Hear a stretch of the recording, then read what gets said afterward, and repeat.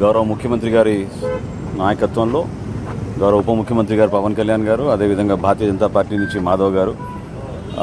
3 పార్టీల నుంచి పల్లా గారు, తర్వాత జనసేన నుంచి నేను కూడా అందులో పాల్గొన్నాం. ముఖ్యంగా గౌరవ ప్రధానమంత్రి గారి 12 సంవత్సరాల పరిపాలన పూర్తవుతున్న సందర్భంగా, అదేవిధంగా రాష్ట్ర ప్రభుత్వం ఏర్పడి 2 సంవత్సరాలు ఎన్డీఏ కూటమి ఏర్పడిన సందర్భంగా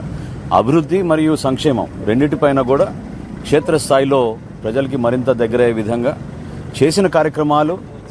ప్రజలకి చేరే విధంగా అంతిమంగా 3 పార్టీలు కలిసి కార్యక్రమాన్ని విజయవంతంగా చేయాలని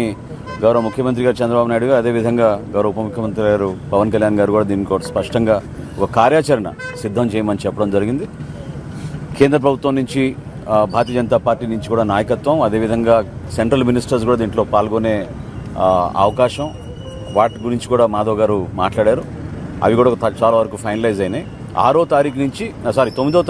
20 తారీఖు వరకు ఈ జరబోయే కార్యక్రమాల్లో భాగంగా 3 బహిరంగ సభలు ఇప్పుడే సోదరులు పల్లా గారు చెప్పినట్టు 9వ తారీఖున తిరుపతిలో, 12వ తారీఖున అమరావతిలో, 15వ తారీఖున విశాఖపట్నంలో ఈ 3 సభలు కూడా నిర్వహించడమే కాకుండా వివిధ జిల్లాల్లో జిల్లా కార్యక్రమాల తర్వాత నియోజకవర్గ స్థాయిలో కూడా కూటమిలో పాల్గొన్న మా 3 పార్టీలు కూడా కలిసికట్టుగా క్షేత్రస్థాయిలో పర్యటించి దాదాపు 24 కార్యక్రమాలు 24 మాసాల్లో మేము అందించిన అనేక అభివృద్ధి సంక్షేమ కార్యక్రమాలు 24 కార్యక్రమాలు కూడా 28 జిల్లాల్లో ఈ కార్యక్రమాలు నిర్వహించే విధంగా గౌరవ ముఖ్యమంత్రి గారు ఒక కార్యాచరణ రూపొందించమని చెప్పడం జరిగింది. అది త్వరలోనే మీకు ప్రకటిస్తామని ఈ సందర్భంగా తెలుపుతూ ఈ కార్యక్రమాన్ని అందరూ కూడా ఒక బాధ్యతతోటి పాల్గొనాలి. Telugu Desam party, Janasena party, Bharatiya Janata party నాయకత్వం, క్షేత్రస్థాయిలో ఉన్న మా క్యాడర్ అందరూ కూడా కలిసికట్టుగా ఈ కార్యక్రమాల్లో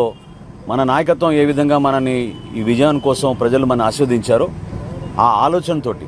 వాళ్ళు అందించిన ఈ ఆశీర్వచనాన్ని మరొకసారి అంకిత భావంతో పనిచేసుకుంటూ ముందుకెళ్ళడానికి ఇదో చక్కటి అవకాశంగా మేము అందరం కూడా భావిస్తూ ఇప్పుడు మాధవ్ గారిని మాట్లాడమని కోరుతున్నాను.